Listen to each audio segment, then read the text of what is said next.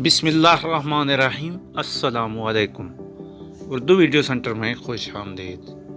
मोहतरम नाज़रीन, आपकी खिदमत में एक और इंटरेस्टेड वीडियो लेकर हाजिर हुए हैं। आइए सीधी बात करें, क्या हम तीसरी आलमी जंग की इब्तदा देख रहे हैं?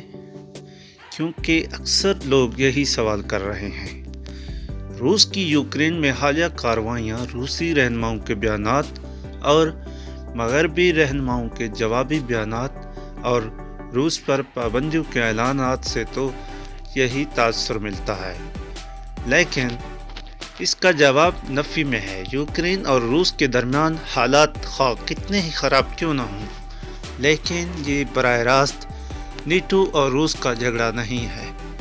दर हकीकत जब अमेरिका और बरतानिया ने रूस की जानब से इतनी बड़ी तादाद में फौजियों को यूक्रेन की सरहद पर लाने का अमल देखा तो उस पर मायूसी को यूक्रेन की सरहद पर लाने का अमल देखा तो उस पर मायूसी ज़हर की, और दोनों मुल्कों ने यूक्रेन में मौजूद अपने फ़ौजी तरबियतकारों और मशीरों को फ़ौरन वहाँ से निकाल लिया।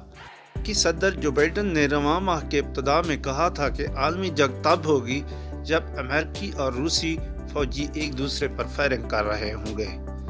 सदर बाइडन ने वाज़ेह तौर पर कहा था कि यूक्रेन में सूरत हाल जैसी भी हो, वो अमेरिकी फौजियों को यूक्रेन की सरजमीन पर तैनात नहीं करेंगे। ऐसी सूरत में आपको कितना परेशान होना चाहिए, इसका इन्हिसार इस बात पर है कि आप कौन हैं, कहाँ हैं और रूस का अगला कदम क्या होगा। अगर आप यूक्रेनी फ़ौजी हैं और मुल्क की मशरकी सरहद पर तैनात हैं तो आप यकीनन एक ख़तरनाक सूरत हाल से दो चार हैं। इसी तरह लाखों यूक्रेनी बाशिंदों को भी परेशानी लाहक है कि ये बहरान उनकी ज़िंदगियों को कैसे मुतासर कर सकता है।